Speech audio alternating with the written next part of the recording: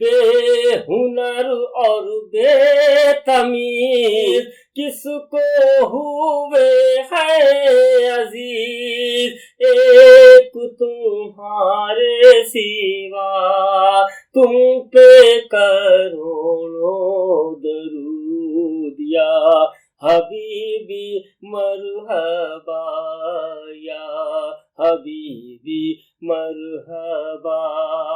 بسم اللہ الرحمن الرحیم۔ السلام علیکم ورحمۃ اللہ وبرکاتہ۔ محترم بزرگوں، دوستوں، بھائیوں، بہنوں، عزیز و اقارب، اپنے اور پرائے، آپ سب کی خدمت میں شاری قلبی ایک مرتبہ پھر دنیا اور دین نام کے اس خاص پروگرام میں نئی گفتگو کے ساتھ آپ کی خدمت میں حاضر ہیں۔ ہمارا اس وقت سلسلہ چل رہا ہے رمضان شریف کے لیے۔ آپ شعبان کا مہینہ ہے، یہ آخری ایام شعبان کے ہیں، آخری دنوں سے ہم لوگ گزر رہے ہیں، اور انشاءاللہ اگر اللہ نے چاہا تو 4 یا 5 دن کے بعد سے انشاءاللہ رمضان شریف کا وہ مہینہ شروع ہو رہا ہے، وہ مقدس مہینہ شروع ہو رہا ہے جس میں رحمتوں کی بارشیں کس طرح سے امتیوں پہ ہوتی ہیں۔ کئی بار آپ کو بتایا کہ رجب اللہ کا مہینہ، شعبان نبی کریم سرکار دو عالم صلی اللہ علیہ وسلم کا مہینہ، اور رمضان امتیوں کے لیے اسپیشل بونس کا مہینہ ہے۔ کیا کیا چیزیں اس میں جڑی ہوئی ہیں، کیسے اس کا استقبال کیا جائے۔ میں نے کوشش کی تھی مفتی حضرات کے ساتھ رمضان کی عظمتیں اور فضیلتیں بتانے کی، اس کے علاوہ ایک اور بھی کیا۔ میں کوئی مفتی، قاری، حافظ، عالم نہیں ہوں، ایک معمولی سا انسان ہوں۔ میرے رب کا کرم ہے، میرے نبی کا صدقہ ہے، میرے والدین کی دعائیں ہیں کہ جو یہ دین کے تعلق سے تھوڑی تھوڑی سی گفتگو کرنے کا موقع مل جاتا ہے۔ اللہ میرے حافظوں کو مضبوط رکھے، دعا کیجیے گا۔ یہ جو مہینہ آ رہا ہے رمضان شریف کا، عام طور پہ کچھ پہلو ایسے ہیں جس پہ زور دیا جاتا ہے۔ رمضان میں پابندی سے روزے رکھنا ہے، رمضان میں نمازوں کی پابندی کرنا ہے، دیکھو بھائی تراویح بھی پابندی سے پڑھنا ہے، پورے مہینے پڑھنا ہے، قرآن شریف کی تلاوت کرتے رہو۔ یہ سب کے ساتھ ساتھ وہ جو بنیادی چیزیں زمین سے جڑی ہوئی ہیں، جس کی اہمیت کو سمجھا اس لیے نہیں جاتا ہے کیونکہ اس کے اوپر کوئی خاص توجہ نہیں ہوتی ہے۔ توجہ کا کیا مطلب ہوا؟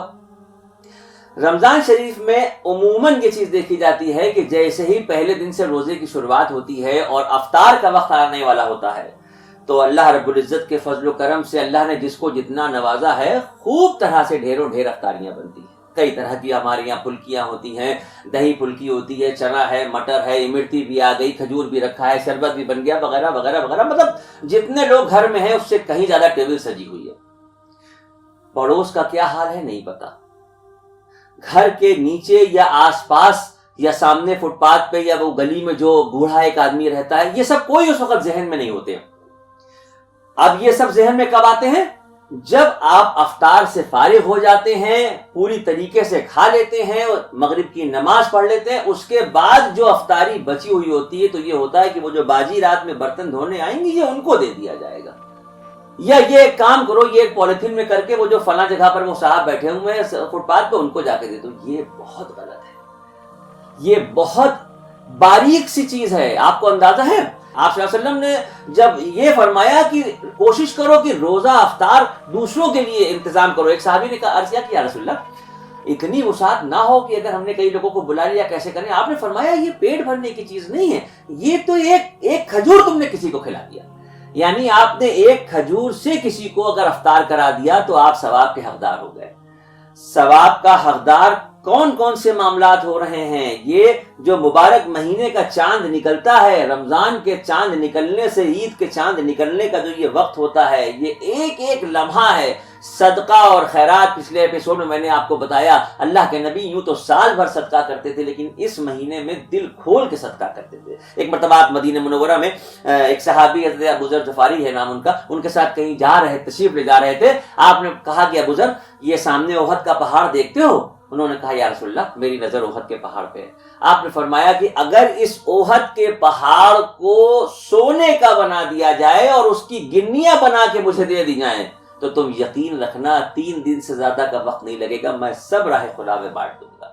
یہ جو احد کا پہاڑ مدینے میں ہے، 9 میل لمبا پہاڑ ہے، یہ 9 میل لمبا۔ سوچئے کیا عالم ہوگا اگر وہ سونے کا بنا دیا جائے۔ اور ہمارے نبی فرماتے ہیں کہ اگر یہ سونے کا پہاڑ بنا کے اس کی گنیاں مجھے دے دی جائیں تو تم یقین رکھنا 3 دن سے زیادہ کا وقت نہیں لگے گا، میں سب راہ خدا میں بانٹ دوں گا۔ اس کا مطلب راہ خدا میں بانٹنے کے اوپر کچھ تو ایسا اجر ہے، کوئی تو ایسی دولت خوشی کی مل رہی ہے कुछ तो ऐसा मामला है कि जिससे अल्लाह राजी हो रहा है। अरे गुजरी हुई जिंदगी में जाने अनजाने में हमसे कौन कौन सी गलतियां हो जाती हैं, कैसे कैसे गुनाह हो जाते हैं। कुछ गुनाह हम कस्दन करते हैं और कुछ गुनाह हम ऐसे कर लेते हैं जिसका हमें एहसास भी नहीं होता। वो सारी चीजें इस महीने में याद कर कर के उनकी तौबा कीजिए, दुआ का निजाम बनाइए। अल्लाह के बंदे से ताल्लुक में दुआ का मामला होता है। और आपको बता दें, औलाद के लिए बाप की दुआ ये बहुत मायने रखती है। अगर बाप खुश है औलाद से और वो दुआ दे रहा है तो फिर वो बारगाह खुदाबंदी में लम्हों में पहुंचती है और अल्लाह अपने फजल से कबूल करता है। मुसाफिर की दुआ अल्लाह बहुत कबूल करता है, जो रास्ते में है, सफर में है, कहीं जा रहा है और अल्लाह की बारगाह में दुआ कर रहा है। और तीसरी बात ये बताई गई कि रोजेदार के लिए अफ्तार से पहले का जो वक्त होता है, जो भी मगरिब की अजान का वक्त जो भी है उससे पहले का जो वक्त होता है, 15 मिनट, 20 मिनट, आधा घंटा, जो भी उससे पहले का वक्त है, ये बहुत दुआएं कबूलियत का वक्त है। ऐसे मौके पर दुआएं बहुत कबूल होती हैं। दिल खोल के मांगिए, अपने लिए मांगिए, अजीज व अकारिब के लिए मांगिए, खानदान, पड़ोस, रिश्तेदार, महल्ला, आपका शहर, मुल्क, वतन, सब के लिए मांगिए, दिल खोल के मांगिए। एक बात का ख्याल रखिएगा, बहुत से लोग ऐसे हैं जो अपने लिए तो गिड़गिड़ा के मांग लेते हैं, मगर किसी दूसरे के लिए मांगते तो हैं लेकिन बेदिली से मांगते हैं। कहीं ना कहीं दिल में ये ख्याल रहता है कि अगर इसके लिए जी भर के मांगा और ये कबूल हो गई तो ये तो बड़ा आदमी बन जाएगा। अरे भाई, अपने दिल को बड़ा कीजिए, अपने तंग दिल को बड़ा कीजिए। वो लामहदूद खजानों का मालिक है। आप तसव्वुर भी नहीं कर सकते कि उसके पास खजाने में कैसी कैसी नेमतें हैं और कैसी कैसी दौलतें हैं। वो अपने बंदों के ऊपर जब रहमतों की बारिश करता है, जब अपने बंदों को नवाजता है तो फिर इस तरह से नवाजता है कि आप तसव्वुर भी नहीं कर सकते। अल्लाह की बारगाह में खर्च किया गया पैसा जाया नहीं जाता।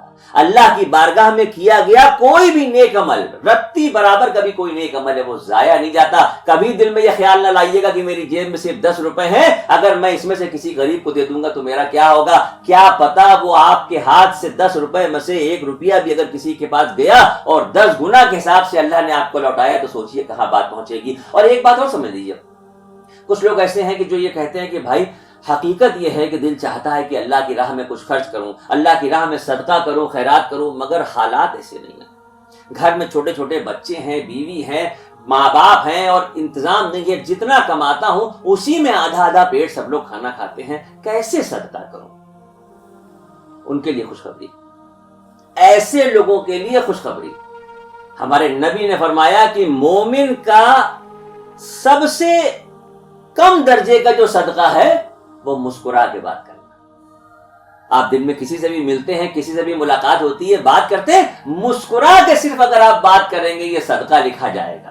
आप अपने घर से निकल के किसी काम से जा रहे हैं, रास्ते में आपने देखा कि कोई ईंटा पड़ा हुआ है, कोई गुम्मा पड़ा हुआ है, राहगीर कोई पीछे से आए, मोटरसाइकिल वाला आए, कार वाला आए, उसके ऊपर टायर चढ़ सकता है, गिर सकता है आदमी। आपने सिर्फ रास्ते से तकलीफ दे चीज को उठा के किनारे रख दिया, तकलीफ दे चीज को उठा के किनारे रख दिया, सदके में ये चीज गिनी जाएगी। अब बताइए, मुस्कुरा के बात करने में आपका क्या चला जाएगा, रास्ते से कोई तकलीफ दे चीज हटा देने में क्या चला जाएगा।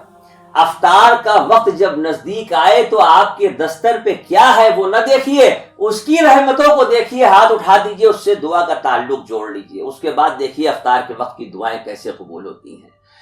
एक मामूली सी आपको बात बता दे, बहुत छोटी सी बात बता दे। अल्लाह की बारगाह में जब हम खर्च करने के लिए हाथ उठाते हैं तो अगर हमारे दिल में शैतान वसवसे डाल रहा हो कि ये क्या कर रहे हो, इतना खर्च कर चुके हो, कैसे क्या होगा, कैसे क्या होगा, इसको जहन से निकाल दीजिएगा। ये सोच के निकाल दीजिएगा कि इस वक्त तो शैतान कैद हो चुका है रमजान के महीने में। ये हमारे अंदर का नफ्स है जो हमें बरगलाने की कोशिश कर रहा है और इस वक्त हमको सिर्फ और सिर्फ जन्नत को हासिल करना, गुजरे हुए गुनाहों की तौबा करना, गुजरी हुई खताओं पे माफी मांगना।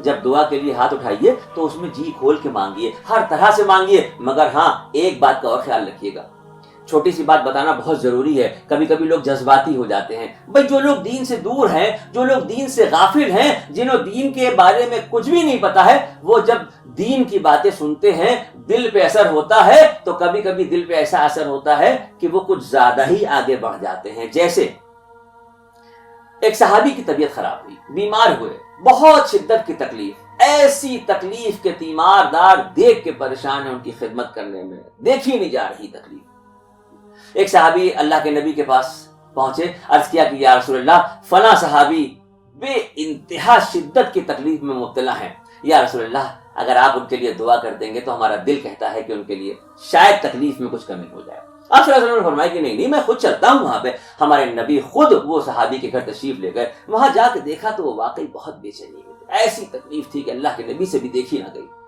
آپ نے ہاتھ اٹھا کے بارگاہ خدا بندی میں ان کے لیے دعا کی، اور اس کے بعد پوچھا کہ یہ بتاؤ کہ تم نے کوئی ایسی دعا تو نہیں مانگی جو نہیں مانگنے چاہیے تھی اور اس کے بعد بھی تم نے مانگ لی؟ یہ بہت اہم بات ہے، آپ کو بتا رہا ہوں کہ اللہ کی بارگاہ میں ہاتھ اٹھائیے تو کس طرح سے مانگیے۔ وہ صحابی نے کہا کہ یا رسول اللہ ایک دعا تو مجھے یاد آتی ہے، آپ ان کا دل دیکھیے، آپ ان کا جذبہ دیکھیے، آپ ان کی نیت کو دیکھیے، اس کے بعد محسوس کیجئے کہ ہاں کیا یقین تھا، کیا ایمان تھا، کیا اللہ سے تعلق تھا، اور کیا رسول اللہ صلی اللہ علیہ وسلم کے لیے دل میں محبت تھی۔ ہم بھی تو اسی نبی کے امتی ہیں۔ انہوں نے عرض کیا کہ یا رسول اللہ ایک دن مجھے اپنی گزری ہوئی زندگی کے گناہوں کا خیال آ گیا، تو میں نے اسی وقت بارگاہ خدا بندی میں ہاتھ اٹھائے اور کہا کہ مولا اگر میرے نامہ اعمال میں کچھ گناہ ہیں، سوچیے غور کیجئے، کہتے ہیں کہ اے اللہ اگر میرے نامہ اعمال میں کچھ گناہ ہیں تو حشر کے میدان میں قیامت کے دن میں تیرے اور تیرے محبوب کے سامنے گناہگار بن کے نہیں جانا چاہتا، اس لیے پروردگار ان گناہوں کی سزا اسی دنیا میں دے دے تاکہ حشر کے میدان میں تیرے اور تیرے محبوب کے سامنے آؤں تو گناہگار بن کے نہ آؤں۔ آپ صلی اللہ علیہ وسلم نے فرمایا کہ خبردار، حالانکہ ان کی نیت دیکھیے، ان کا جذبہ دیکھیے، کیا تعلق رہا ہوگا۔ اس کے بعد بھی ہمارے نبی نے فرمایا کہ خبردار، یہ تمہارے لیے نہیں امتیوں کے لیے پیغام دے رہا ہوں کہ کبھی بھی ہم اس کے غیظ و غضب کے قابل ہے ہی نہیں۔ وہ رحیم ہے، وہ کریم ہے، وہ دلوں کی دھڑکنوں کو سننے والا ہے، وہ نیتوں پہ فیصلے کرنے والا ہے۔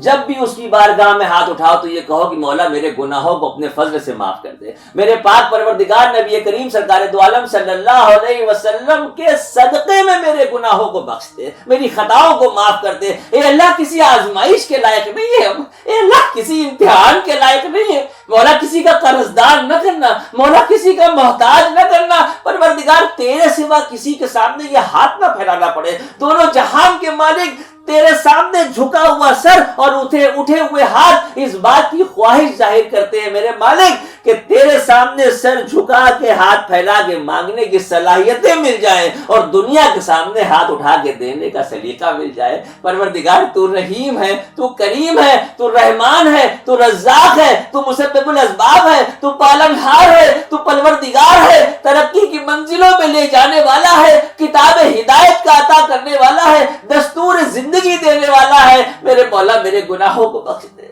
پروردگار میرے گناہوں کو بخش دے۔ آزمائشوں کے لائق نہیں ہے مولا، کسی آزمائش کے لائق نہیں ہے، کسی امتحان کے لائق نہیں ہے، تیرے فضل و کرم کے شکر گزار ہیں اور تیرے فضل و کرم کے طلبگار ہیں۔ اللہ رب العزت کی بارگاہ میں ہاتھ اٹھا کے دل کھول کے دعائیں مانگیے۔ یہ خوبصورت مہینہ نزدیک آ رہا ہے، رمضان المبارک کا مہینہ نزدیک آ رہا ہے، بونس کا مہینہ آ رہا ہے، بھاؤ بڑھ جاتا ہے نیکی کا، 70 کا بھاؤ مل رہا ہے، ایک فرض ادا کرو گے 70 کا ثواب ملے گا۔